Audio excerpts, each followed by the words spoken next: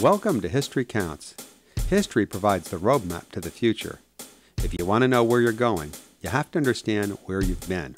I'm your host, Ken McDermott Rowe.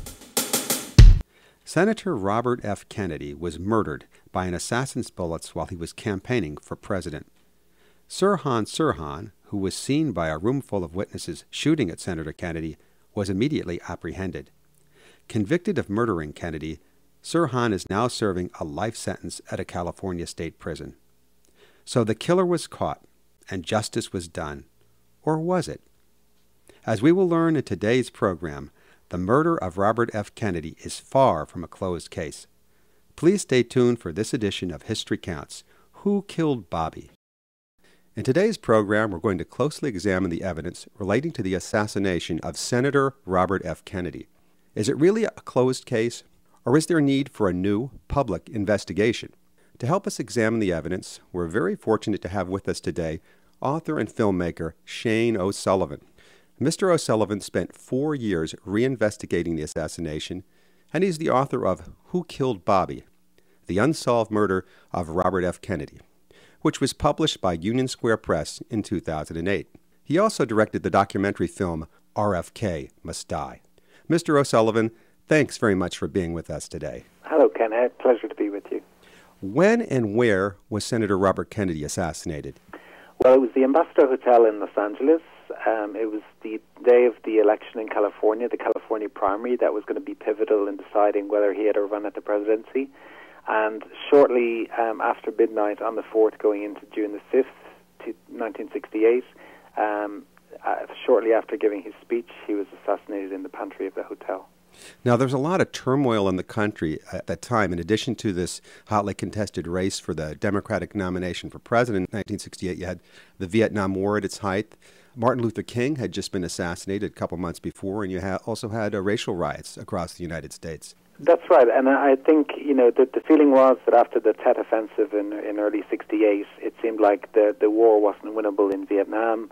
Kennedy felt it was almost his duty to act and to shake up the government in power, which would have been LBJ at that time. So he made the decision to run for the presidency. A couple of weeks later, Johnson said he wasn't going to renew his bid for the presidency in 68. So it looked like Robert Kennedy had a very good chance to go up against Nixon for the White House.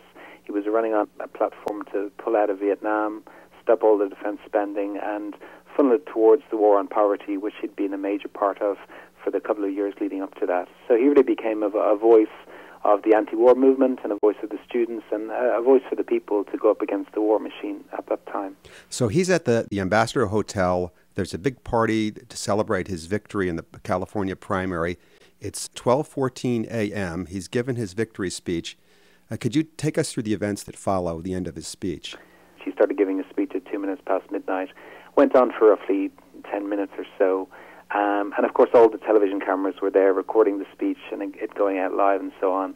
And then he was ushered off the stage in a different direction than his aides and bodyguards expected. So he was ushered off the back of the stage through a gold curtain by Carl Euchre, who was the maitre d' at the hotel. He went through the backstage area, and again, he turned right instead of left. So again, an unexpected kind of route switch a couple of minutes before the end of his speech sent him into the pantry, and there waiting in the pantry was Sirhan. He stepped out and he fired at Kennedy, but we believe a second gunman may also have fired in the pantry, and that the story, or the official story that's been presented for 40 years may not be quite as clear-cut as portrayed. Now, Euchre is leading Senator Kennedy through the pantry at the moment that Sirhan is shooting at Kennedy. What does Euchre do?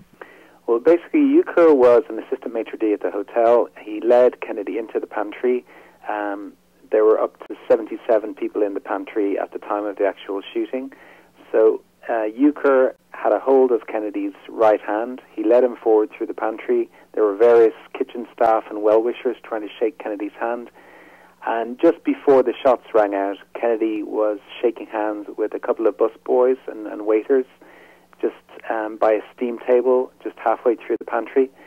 And then basically Sirhan had been waiting on top of a tray stacker, stepped off the tray stacker, walked over to where Euchre was, tried to reach around Euchre, brandishing a gun, and then started firing.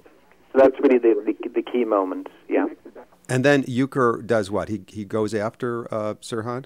Well, Euchre let go. Euchre was holding Kennedy's right hand with his left hand, so he released Kennedy's hand, and then after approximately 2 shots, according to Euchre, he grabbed Sirhan's gun arm and diverted it away from Kennedy. Now that's very important because 3 shots hit Kennedy from behind, a 4th shot went through the shoulder pad of his coat, yet here we have the witness who was closest to Kennedy and to Sirhan insisting that after 2 shots he diverted Sirhan's gun arm away. So that Sirhan's gun arm was no longer pointed at Kennedy and couldn't have made those three shots or 4 through the shoulder pad that the autopsy showed. After the first couple of shots, Euchre has Sirhan's gun hand pressed down towards a steam table, which I understand is in the pantry, and Sirhan keeps firing even though he's being held by Euchre and Euchre's partner, Eddie Manassian. That's right, yeah. Euchre basically grabbed Sirhan in a headlock with one arm and then diverted his gun arm with the other and basically tried to push Sirhan up onto the steam table, which both of them were basically standing alongside. And then there was a great struggle on the steam table. Sirhan seemed pumped up and very adrenalized, and it took five or six, quite burly bystanders and Kennedy bodyguards trying to wrestle the gun from him. So again, a suggestion that he wasn't in a fit mental state, or it was in quite a strange physical state at the time. Now, according to the eyewitnesses, where was Sirhan standing in relation to Robert Kennedy when he made the shots? Well, the key thing is that Sirhan was placed in front of Kennedy. The witness distances varied, but they were between, the barrel of Sirhan's gun was 1.5 to 5 feet in front of Kennedy. Also, we have Euchre and Frank Burns, who was an aide to the Kennedy campaign, actually standing between Sirhan and Robert Kennedy. So that would seem to imply that he couldn't have got to the contact distance at which the shots were fired. In fact, some of the eyewitnesses you cite, Valerie Schulte, gives Sirhan's distance at 9 feet. Pete Hamill, the writer, said 7 to 8 feet. Although they did go down, it seems like the average was in the 3 feet range. You had some that were even further away than that. Yeah, I mean, I think, some of the key witnesses who were literally right there and were standing between Sirhan and between Kennedy tended to say between, 1.5 to 3 feet. That was the distance between the barrel of the gun and Kennedy's head. But then you had other witnesses, it went up to 9 feet, I think, in Valerie Schulte's case.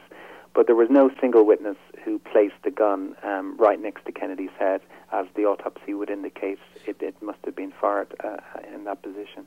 And they also said that the gun was held how relative to the ground? Parallel to the ground or pointed down? Well, this is it as well. So all the witnesses saw Sirhan's gun held roughly parallel to the ground, so on the horizontal, aiming at Kennedy, but again from this distance, muzzle distance of 1.5 to 5 feet.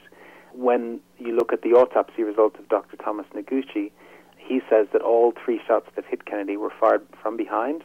The gun, because of the powder burns on Kennedy and on his coat, was held at contact distance, which means either contact with Kennedy's body or an inch away, and also in a sharp upward angle. So a really steep upward angle, almost as if the gunman is in a crouched position below Kennedy at the time of shooting. So the LA coroner, Dr. Thomas Noguchi, cited the 3 bullets where in relation to Senator Kennedy? The ones so that struck basically him. We have three shots that actually hit Robert Kennedy's body. One was fired an inch behind the right ear. It penetrated the brain and fragmented. So we had many bullet fragments literally in Kennedy's brain, and that was the fatal shot that killed the senator. And then we have a couple of other shots under the right armpit that seemed to be fired at a time when Kennedy's arm was raised, almost as if he had now heard the gunfire and was trying to react and take cover. So we've never been able to determine what the order of the shots were in terms of when the fatal shot came in relation to the ones under the armpit, but certainly they came in a sharp upward trajectory from behind, and there were 3 of them. So if we believe Carl Euchre, it couldn't have been Sirhan who fired those shots because his arm was diverted away after the second shot, and also Sirhan was obviously in the wrong position because he was 1.5 to 5 feet in front of the senator, whereas the fatal shot seems to have come from 1 inch behind. Mr. William Harper, who was a former technical investigation chief for the Office of Naval Intelligence,